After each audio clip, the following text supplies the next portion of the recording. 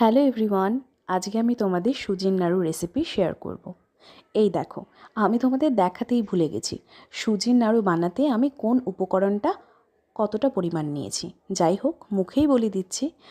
আমি 2 cup ময়দায় 1 cup সুজি, 1 cup চিনি আর 1.5 কাপের মতো নারকেল করে নিয়েছি।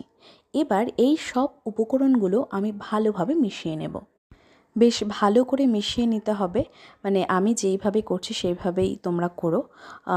আমরা ময়দা যখন ময়ান দিই তখন ভালোভাবে ময়ান দেওয়ার সময় যখন হাতটা মুঠো করলে বেশ ময়দাটাও বেশ মুঠো হয়ে যায় না?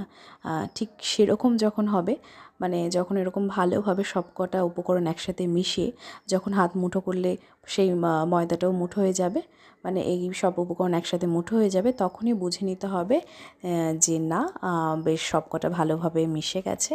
এবার সামান্য জল দিয়ে দিয়ে ভালো করে মেখে নিতে হবে। কারণ এতে বেশি জল লাগবে না, খুবই অল্প জল দিয়ে এটা মাখা হয়ে যাবে। কারণ হচ্ছে এই নারকেলের মধ্যে থেকেও জল ছাড়বে আর চিনি থেকেও জল ছাড়বে, তাই বেশি একটা জল লাগবে না, খুব অল্প জলেই মাখা হয়ে যাবে। আর এই ডোটা মাখতে মানে খুব একটা নরমও হবে না, আবার হচ্ছে মানে খুব নরম হবেই না, আর হচ্ছে খুব একটা শক্তও হবে না, মিডিয়াম থাকবে। এই দেখো, ঠিক এই রকম হবে মাখাটা। এরকম করে এবার মাখার সাথে সাথেই আমি ছোট ছোট গোল গোল করে নাড়ুর আকার করে নেব। মানে মাখার সাথে সাথে এটা করতে হবে, নাহলে চিনিটা যখন গলে জল ছাড়বে না, তখন তোমাদের নাড়ু করতে অসুবিধা হবে।